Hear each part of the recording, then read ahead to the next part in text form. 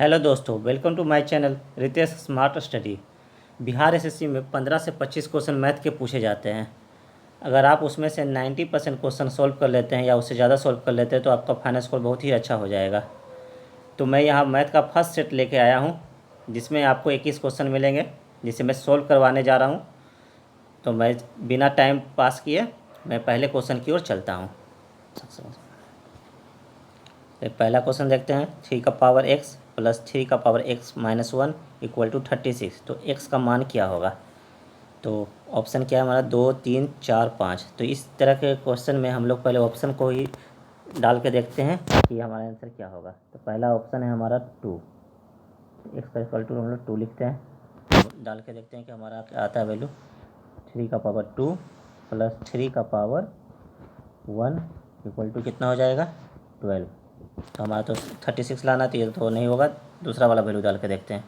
X का power 3 क्या हो जाएगा? 3 का पावर 3 प्लस 3 का पावर x माइनस 1, यानी 3 पुट करेंगे तो कितना हो जाएगा? 2। तो कितना होगा? 27। और इसका क्या हो जाएगा? 9। कितना हो गया? 36। देखिए हमारा आंसर आ गया है 36।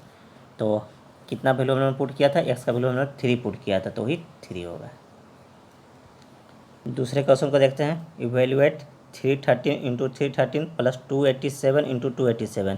तो देखिए यहाँ पर हम लोग पहले 313 को ए ले लेते हैं और 287 को बी ले लेते हैं। तो हमें क्या सॉल्व करना होगा?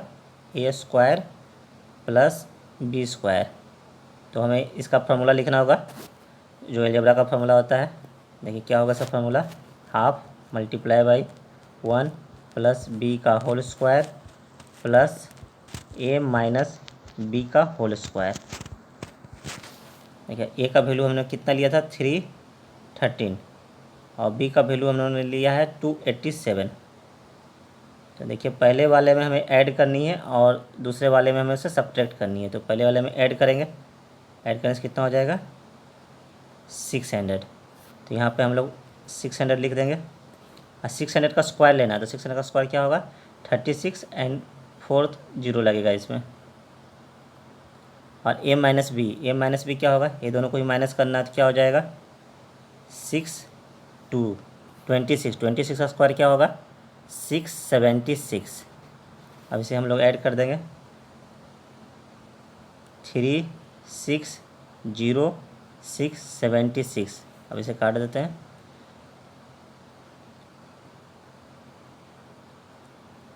देखिए हमारा आंसर आ गया है ए। तो इस तरह से हम लोग इसमें अलजेब्रा का फॉर्मूला यूज कर लेंगे। ये वाला फार्मूला जो है इसे आप याद कर सकते हैं। चलते हैं अगले क्वेश्चन की ओर। फ्रैक्शंस 15/16, 11/12, 19/20, 6/7 में सबसे बड़ा कौन है? तो देखिए इस क्वेश्चन में हमारा जो फ्रैक्शन दिया हुआ है उसके बीच में कंसेक्यूटिव नंबर है। ये 15 और 16 कंसेक्यूटिव नंबर होते हैं, 11 और 12 कंसेक्यूटिव होते हैं, 19 और 20 कंसेक्यूटिव होते हैं, 6 7 कंसेक्यूटिव लगातार नंबर होते हैं। तो दोनों के बीच में डिफरेंसेस क्या है? 1। इसके बीच में भी डिफरेंसेस 1 है, इसके बीच में डिफरेंस 1 है। कंसेक्यूटिव नंबर इसको बोलते हैं इसके बीच में डिफरेंस इक्वल हो। तो देखिए, तो इस तरह के क्वेश्चन में जिस नंबर का न्यूमरेटर बड़ा होता है वही वो सबसे बड़ा होता है, वही सबसे बिगेस्ट नंबर होता है। तो इसमें सबसे बिगेस्ट नंबर क्या होगा हमारा? 19। ये वाला हमारा सबसे बिगेस्ट नंबर होगा। इस तरह से हम लोग के पास देख सकते हैं कि जैसे 3/4 लिखते हैं, कंसेक्यूटिव नंबर है, तो इसका होता है 0.75। उसी तरह से 4/5 का हम लोग लिखते हैं 0.8।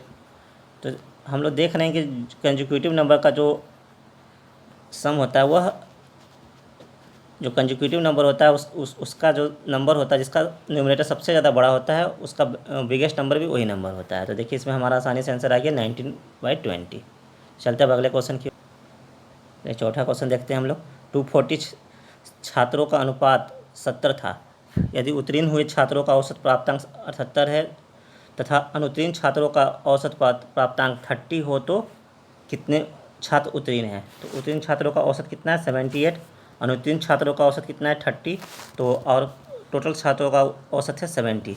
इसे हम लोग इस तरह से बनाते हैं। पहले पास और फेल लिख देते हैं। पास छात्रों का अनुपात कितना है? 78।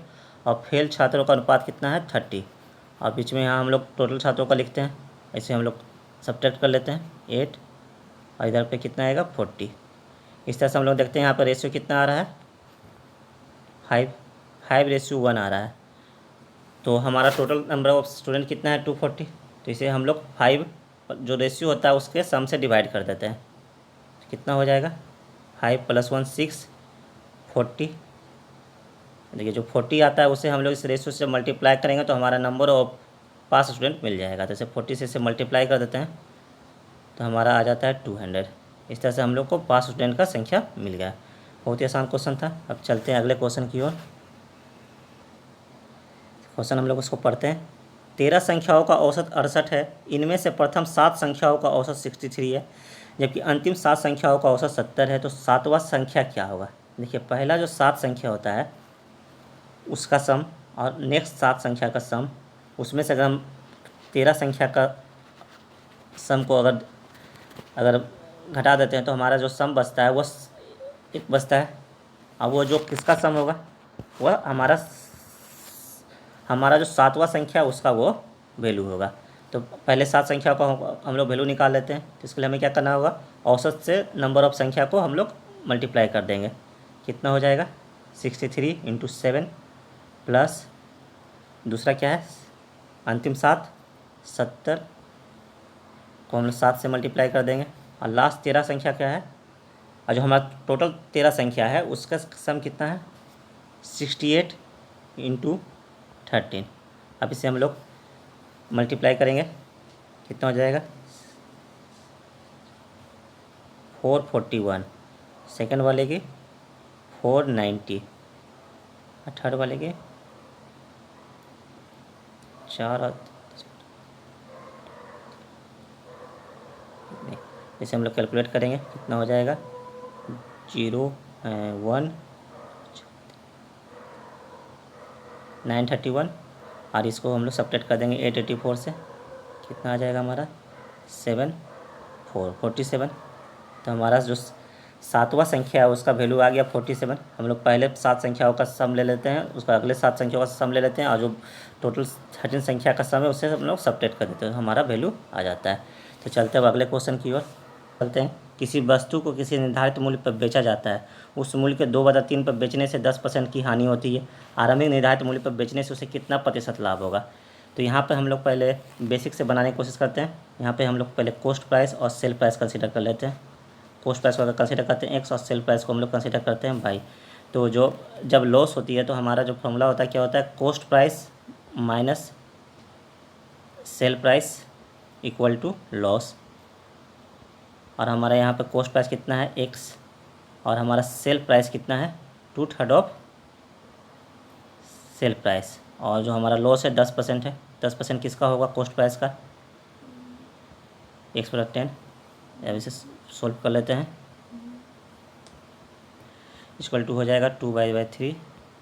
तो हमारा क्या आता है 9x/10 equal to 2/3y।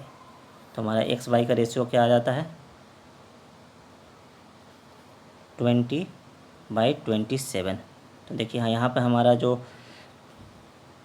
Cost price जो हमारा है वो 20 है और सेल प्राइस हमारा जो 27 है। तो इसमें अगर तो हमारा जो लाभ होगा वो क्या होगा, दोनों का डिफरेंस होगा। दोनों का डिफरेंस क्या होगा 7 और हमारा जो कॉस्ट प्राइस है वो है 20 से डिवाइड कर देंगे और इसका परसेंटेज निकाल लेंगे। कितना परसेंटेज है 35% हमें लाभ हुआ। चलिए इसे हम ट्रिक के थ्रू भी देखते हैं किस तरह से इसे सॉल्व कर सकते हैं। देखिए यहाँ पर 2/3 पे बेचने से 10% की हानि होती है।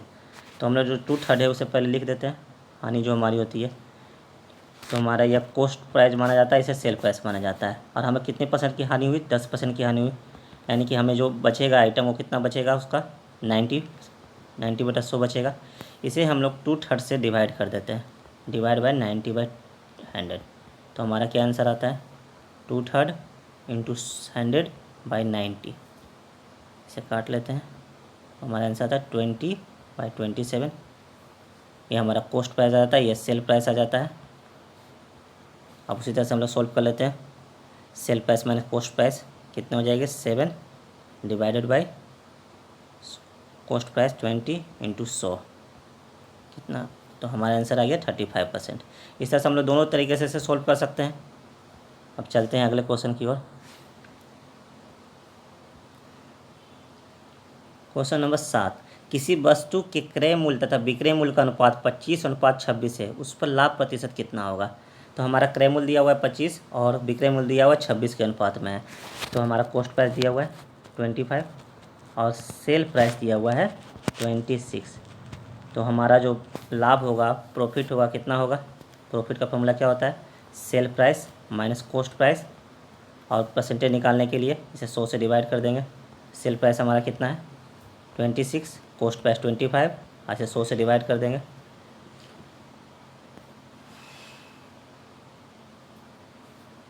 कितना आ गया, मैं पहले से फॉर्मूले को फिर से लिख देते हैं। प्रॉफिट का हमारा कितना होगा, sale price minus cost price divided by cost price into 100।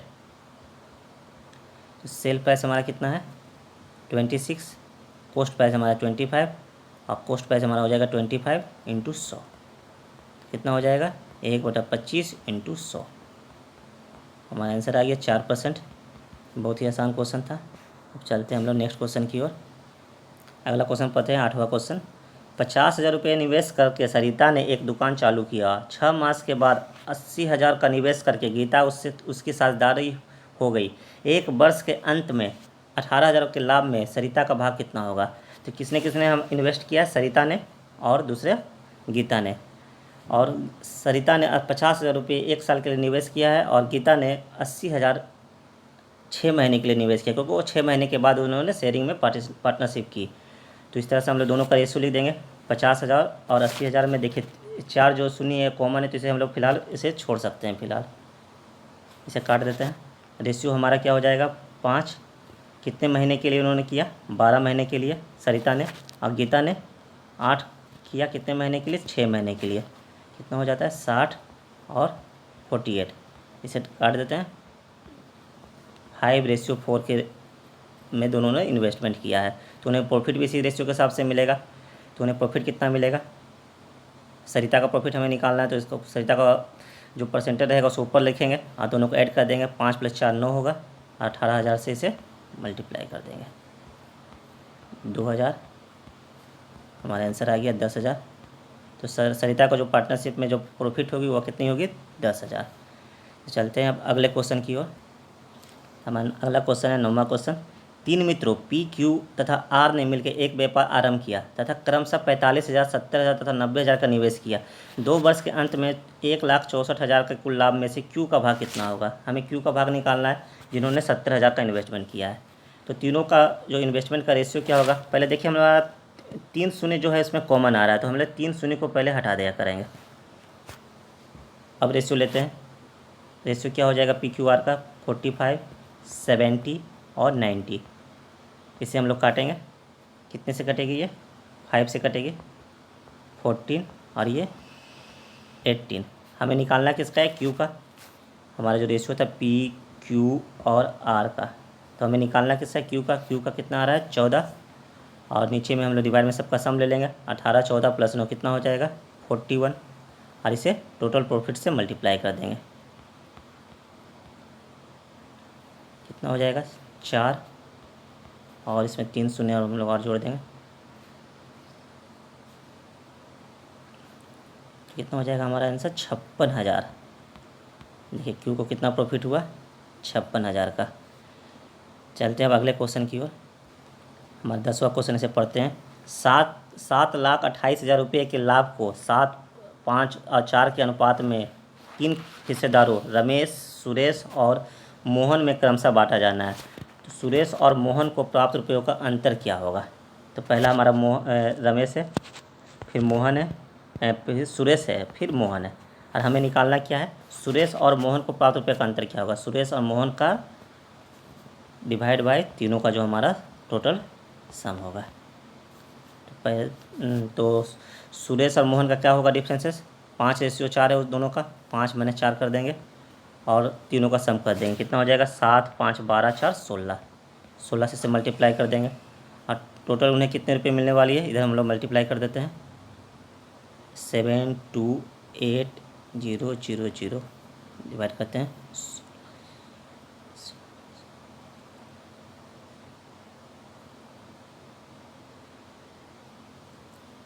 कितना आता है हमारा 45,500। देखिए हमारा आंसर मिल गया बी नंबर का। तो अब चलते हैं अगले क्वेश्चन की ओर। दो छात्र एक परीक्षा में बैठे, उनमें से एक ने दूसरे की तुलना में 26 अंक अधिक हासिल किए। उसके अंक उन दोनों के अंकों के योग का 75% थे। उन दोनों ने कितने अंक प्राप्त किए? तो इस क्वेश्चन को हम लोग सॉल्व करने के लिए पहले कंसिडर कर लेते हैं कि जिन्हें कम अंक प्राप्त हुआ उन्हें x प्राप्त हुआ, तो जिन्हें अधिक प्राप्त हुआ उन्हें कितना होगा x + 26। अब क्वेश्चन के हिसाब से क्या लिखा हुआ है, उसके अंक उन दोनों के अंकों का योग का 75% है, यानी किसके अंक जिसके ज़्यादा आए थे। ज़्यादा वाले के परसेंटेज कितने थे, दोनों के सम का, दोनों को हम लोग सम ले लेते हैं, कितना हो जाएगा 2x + 26 का 75%। 75% कितना हो जाएगा 3/4। इसे मल्टीप्लाई कर देते हैं, 4x प्लस कितना हो जाएगा 104 = 6x + 78 हो जाएगा 2x = 26। तो x का हमारा वैल्यू आ गया 13। तो हमारा जो सेकेंड वाले का कितना वैल्यू आएगा x + 26, 13 + 26 कितना हो जाता है 39। तो हमारा आंसर आ गया 39 और 13, सी नंबर हमारा आंसर हो जाएगा। अब चलते हैं नेक्स्ट क्वेश्चन की ओर। हमारा 12वां क्वेश्चन आ गया है 2 का पावर x + 2 + 2 का पावर x + 3 = 96। तो x का मान क्या होगा? इस तरह के क्वेश्चन में हम लोग x का वैल्यू पुट कर देते हैं, जो हमारा ऑप्शन में रहेगा। पहले 2 पुट करके देखते हैं क्या हो जाएगा। 2 + 2 4 + 2 + 5 कितना इसका सम होगा 32, इसका होगा 16 और इसका होगा 32। दोनों को ऐड कितना करके देखते हैं 48 होगा। अब हम लोग x का 3 पुट करते हैं वैल्यू, 2 का पावर 5 + 2 का पावर 6 क्या हो जाएगा इसका 32 और इसका कितना हो जाएगा 64। दोनों का सम करके देखते हैं 96। तो हमारा जो आंसर है वो आ गया x = 3, क्योंकि हमारा राइट हैंड साइड वाला जो 96 है वो मैच कर गया। तो हम x का वैल्यू क्या लिखेंगे 3। अब चलते हैं नेक्स्ट क्वेश्चन की ओर। चलते हैं अगले क्वेश्चन की ओर। रमेश की वर्तमान आयु उसके पुत्र की आयु से 5 गुनी है। 5 वर्ष पहले उसकी आयु उसके पुत्र के उस समय की आयु की 25 गुनी थी। रमेश की वर्तमान आयु क्या है, कितनी है? तो इस तरह क्वेश्चन के मैं एक वीडियो बना चुका हूँ, जिसका लिंक मैं आपके डिस्क्रिप्शन में दे दूंगा, वीडियो के डिस्क्रिप्शन में डाल दूंगा। उस पर आप क्लिक करके उस वीडियो पर जाए और इसके तरीके को देख लें। इसके ट्रिक बहुत ही आसान है, उस वीडियो पर जाके आप देख लें। चलिए मैं यहाँ पर सॉल्व कर देता हूँ। तो देखिए यहाँ पे वर्तमान आयु कितनी है रमेश की उसके पुत्र की आयु से 5 गुनी, यानी रेशियो कितनी है दोनों की 5:1। और 5 वर्ष पहले उनकी आयु की रेशियो कितनी थी 25 गुना, यानी 25:1 थी। और कितने साल पहले 5 साल पहले। तो यहाँ पर हम लोग उस प्रीवियस वीडियो में देखिएगा मैं इसे किस तरह से मैंने इसे सोल्व किया था। अब देखिए दोनों को क्रॉस प्रोडक्ट मेथड से हम लोगों ने सोल्व किया था। कितना हो जाएगा 25 - 5 20 और इसका रेशियो क्या हो जाएगा 125 इंटू -5 कितना हो जाएगा 126 6 आ गया। तो हमें इसके परसेंटेज से 6 से मल्टीप्लाई कर देंगे तो कितना हो जाएगा 30 और इधर हो जाएगा 6। तो हमारा रमेश का वर्तमान आयु क्या हो जाएगा 30। आप प्रीवियस वीडियो में देखिए, उसमें बहुत और अच्छे तरीके से बताया गया है। तो चलते हैं अब अगले क्वेश्चन की ओर। तो हमारा अगला क्वेश्चन है, इसे पहले पढ़ते हैं।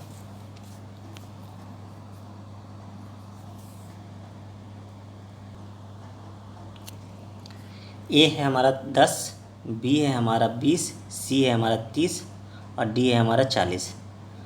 तो पाई चार्ट में डी का डिग्री कितना होगा? तो पाई चार्ट का वैल्यू कितना होता है 360 डिग्री हमारा होता है। तो हमें डी का निकालना है कितना एंगल वो पाई चार्ट में बनाता है। तो ए का वैल्यू 10 है, बी का 20 है, सी का 30 है और डी का 40 है। तो चारों को हम लोग ऐड कर देंगे, कितना हो जाएगा 100, 40 + 30 70 + 20 90 और 10 100। और डी का कितना एंगल बनाना होगा, डी का है 40 कितने में 100 में, और इसे हम लोग मल्टीप्लाई कर देंगे 360 से। तो हमारा आंसर आ जाएगा, ये 0 0 कट जाएगा यहाँ पर 0 144। तो वह पाई चार्ट में 144 डिग्री एंगल बनाएगा। बहुत ही आसान क्वेश्चन था। अब चलते हैं अगले क्वेश्चन की ओर। ए तथा बी की वर्तमान आयु का अनुपात 4:5 है। 5 वर्ष बाद ही अनुपात क्रमशः 5:6 हो जाएगा। ए की वर्तमान आयु क्या है? इसे भी उसी तरीके से बताऊंगा जैसे मैंने पिछले अपने वीडियो में बताया था। 4:5, और 5 वर्ष बाद उनका रेशियो कितना हो जाएगा 5:6। यहाँ पर हम लोग लिखेंगे 5 वर्ष, तो उनका 5 वर्ष के बाद रेशियो क्या हो जाएगा, इसे हम लोग क्रॉस प्रोडक्ट मेथड से सॉल्व करेंगे। कितना हो जाएगा 1। ये दोनों को एक बार मैं बता देता हूँ, ये दोनों को क्रॉस करके हम लोग सब्ट्रैक्ट कर लेते हैं। इसमें जो नहीं देखें वीडियो उसके लिए मैं बता देता हूँ। 5 गुना 5 माइनस 6 गुना 4 कितना हो जाएगा, ये नहीं है हमारा 1। और नीचे वाला क्रॉस प्रोडक्ट करते हैं, 5 गुना 5 माइनस 6 गुना 5। इसमें पॉजिटिव नेगेटिव हम लोग लेते नहीं है, सिर्फ पॉजिटिव अंक लेते हैं। 30 माइनस 25 कितना हो जाएगा 5। तो जो 5 होता है इससे हम लोग इसके करंट एज से मल्टीप्लाई कर देते हैं, तो कितना हो जाएगा 20, और इसका कितना हो जाएगा 25। तो हमें किसकी आयु निकालनी है, एक ही वर्तमान आयु। एक ही वर्तमान आयु कितनी हो जाएगी 20। चलते हैं अगले क्वेश्चन की ओर, पढ़ते हैं 16 नंबर क्वेश्चन। एक दूध वाला 24 रुपये प्रति लीटर दूध खरीदता है, वह इसमें 1/5 पानी डाल देता है और इस मिश्रण को 32 रुपये प्रति लीटर में बेचता है, तो उसका लाभ क्या होगा।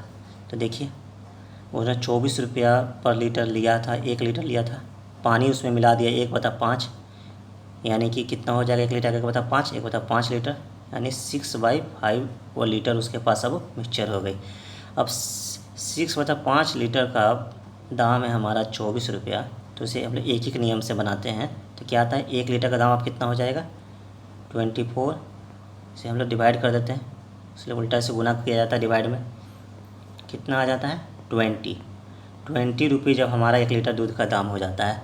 और हमारा जो विक्रय मूल्य है वो कितना है 32, तो हमारा जो सेल प्राइस है minus cost price equal to profit. तो हमारा सेल प्राइस कितना है 32, कॉस्ट प्राइस हमारा आया 20, और तो प्रॉफिट कितना हो जाएगा 12। परसेंटेज प्रॉफिट निकालने के लिए से हम लोग कॉस्ट प्राइस से डिवाइड करते हैं और 100 से मल्टीप्लाई कर देंगे, कितना आ गया हमारा 60%। देखिए हमारा आंसर आ गया। बहुत ही इंटरेस्टिंग क्वेश्चन था। अब चलते हैं अगले क्वेश्चन की ओर। 17 नंबर क्वेश्चन है, ये एक काम को 16 दिन में और 20 दिन में करता है, यदि दोनों 8 दिन साथ मिलकर काम करे तो काम का कितना भाग बाकी रह जाएगा। ये कितने दिन में करता है 16 दिन में, तो पहले हम लोग 16 लिख देंगे काम, हम लोग जैसे जानते हैं इसको रिवर्स ऑर्डर में लिखते हैं। अब बी हमारा कितना दिन में काम करता है 20 डे में, और कितना दिन दोनों काम करेगा 8 दिन, दोनों को ऊपर में 8 लिखेंगे और इसे कैलकुलेट करेंगे दोनों का वर्क, 8 दिन में कितना वर्क करता है। एलसीएम ले लेंगे, कितना हो जाएगा 80, 40 प्लस 32, हाँ तो हमारा कितना है 72/80,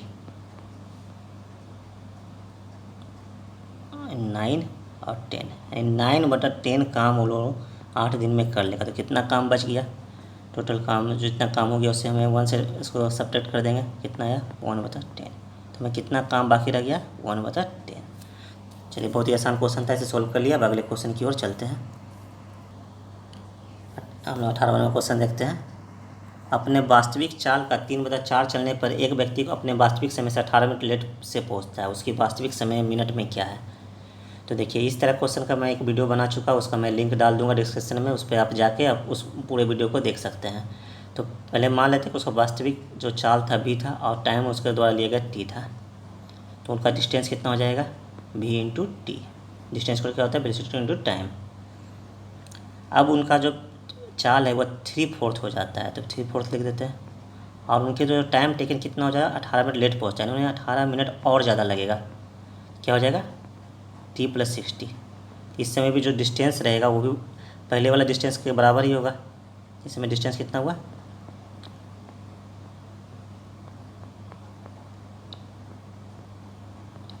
इसे हम लोग इक्वेट करेंगे पहले वाले डिस्टेंस से, जो दोनों इक्वल ही होगा। भी हमारा कट गया, सोल्व कर देते हैं।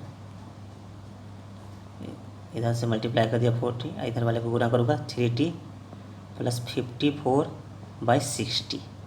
तो हमारा जो t का आंसर क्या आ रहा है 54/60। ये हमारा आवर में है, इसे हम लोग मिनट में बदल देंगे 60 से मल्टीप्लाई करके, तो क्या आ गया 54 मिनट। देखिए बहुत ही आसान क्वेश्चन था। अब चल 19 नंबर क्वेश्चन है। दो साइकिल चालक पी और क्यू क्रमशः 16 और 20 किलोमीटर प्रति घंटा की रफ्तार से एक दूसरे की तरफ आ रही है। यदि वह 40 मिनट के बाद एक दूसरे से मिले तो प्रारंभ में उनके बीच में दूरी क्या थी। ये है पी और यहाँ से क्यू। पी आ रहे मान लेते हैं कि वह दोनों एक दूसरे से यहाँ पर मिलती है। इसकी स्पीड 16 किलोमीटर पर आवर है और इसकी 20 किलोमीटर पर आवर है। चूँकि देखिए दोनों एक ही डायरेक्शन में आ रहा है, यानी दोनों का जो स्पीड होगा दोनों का स्पीड ऐड हो जाएगा। टोटल स्पीड कितनी हो जाएगी 16 + 20 36 किलोमीटर पर आवर। और कितने देर के लिए चलेगी 40 मिनट। तो हमारा जो डिस्टेंस होगा जो दोनों द्वारा तय किया गया कितना होगा ये जो हमारा स्पीड आया था या वेलोसिटी से बोल सकते हैं वो आया था वेलोसिटी इंटू टाइम होता है। तो हम लोग से सोल्व कर वेलोसिटी हमारा 36 आया था और टाइम हमारा दिया हुआ है 40 मिनट। इसे आवर में बदल देंगे और सोल्व कर लेंगे जल्दी से। तो कितना है 24 मिनट। बहुत ही आसान क्वेश्चन था ये। अब चलते हैं अपने अगले क्वेश्चन। मोहन और उसके बेटे की आयु का योग 48 है। यदि उसके चाचा को उम्र जोड़ा जाता है तो औसत 40 हो जाता है। तो राम के चाचा का उम्र क्या होगा। तो मोहन और उसके बेटे का योग कितना हो गया 48 प्लस उसके चाचा का हम लोग मान लेते हैं एज क्या है x है। और तो तीनों का औसत यूज कितना है 40। अब कितने नंबर मेंबर हो गए, एक मोहन हो गया, उसका बेटा हो गया और उसके चाचा हो गया, यानी 3 हो गए। इन टोटल एज कितना हो जाएगा 120। सोल्व कर देते हैं 72। तो मोहन के चाचा का एज क्या हो जाएगा 72। बहुत ही आसान क्वेश्चन था। चलते हैं हम नेक्स्ट क्वेश्चन की ओर। ये हमारा लास्ट क्वेश्चन है। x² + 1/x² का वैल्यू 2 है तो x का पावर 1000 और प्लस x का प्लस 1 डिवाइडेड बाई x का पावर 1000 क्या होगा।